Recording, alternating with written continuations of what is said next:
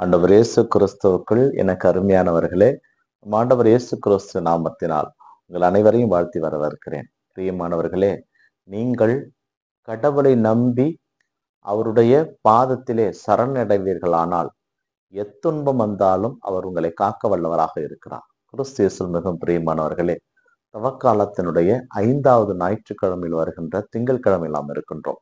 இன்றைய வாசக சிந்தனைக்காக நமக்கு கொடுக்கப்பட்டிருப்பது முதல் வாசகமாக தானியேல் புத்தகத்திலிருந்து நமக்கு கொடுக்கப்பட்டிருக்கிறது. இதிலே சூசன்னா என்கின்ற ஒரு பெண் கடவுள் மீது மிகுந்த பற்று கொண்டிருந்தவர். அவருக்கு எதிராக 2 முதியவர்கள் போடுகின்ற சதி திட்டத்தை எவ்வாறு கடவுளுடைய துணையால் அவர் முறியடிக்கிறார் என்பதுதான் முதல் வாசகம். இதிலே சூசனா என்பவர் மிகவும் அழகாக இருப்பவர். அவர் மீது ஆசை கொண்ட அந்த பெரியவர்கள் அவர்களுடைய ஆசைக்கு இவள் இணங்காததால் இவள் மீது பொய்க்குற்றம் சுமத்தி கொலைக்களம் வரை கொண்டு சென்று விடுகிறார்கள். ஆனால் அந்த சூசன்னா ஆண்டவரை நோக்கி செபித்த பொழுது தானியேல் வழியாக ஆண்டவர் அவருக்கு மீட்பை கொடுக்கிறார். அத்தோடு மட்டுமல்ல, யார் பொய்க்குற்றம் சுமத்தினார்களோ அவர்களுக்கு ஆண்டவர் தண்டனை பெற்றுக் கொடுக்கிறார். நாம் எப்பொழுதுமே ஆண்டவருக்கு உண்மையாக இருந்து அவரிடம் தஞ்சம் புகின்ற பொழுது நமக்கு எதிராக வருகின்ற பல பிரச்சனைகளிலிருந்து கடவுள் நம்மை மீட்டு கொண்டு வர வல்லவராக இருக்கிறார். கிறிஸ்து மிகவும் பிரியமானவர்களே, இன்றைய நற்செய்தி வாசகம் ஏறத்தாழ அதே கருத்தமர்களை தான் நமக்கு எடுத்துக் கொடுக்கிறது.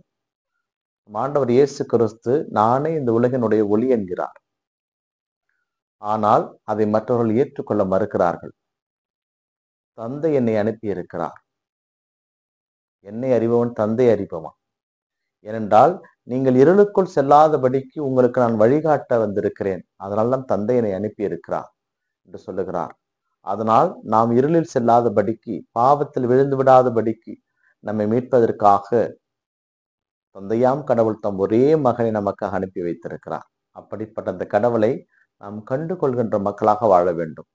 அவரிலே இணைகின்ற மக்களாக வாழ வேண்டும். அவருடைய அடிச்சுவட்டை பின்தொடர்கின்ற மக்களாக நாம் வாழ வேண்டும் என்றுதான் இந்த நற்செய்தி வாசகம் நமக்கு அழைப்பு விடுக்கிறது. முடிந்தவரை இறைவனை முழுமையாக ஏற்றுக்கொண்டு அவருடைய பாதையிலே நாம் நடக்கின்ற பொழுது, அவருடைய பாதத்திலே நாம் சரணாகதியாகின்ற பொழுது கடவுள் நம்மை மீட்டு கொள்வார், பாதுகாப்பார், வழிநடத்துவார் என்பது எல்லளவு மையம் கிடையாது. இந்த நாள் உங்களுக்கு இனிய நாளாகவே அமையட்டும். இறைவன் இயேசு என்றென்று வாழ்த்த பெறுவாராக. ஆமேன்.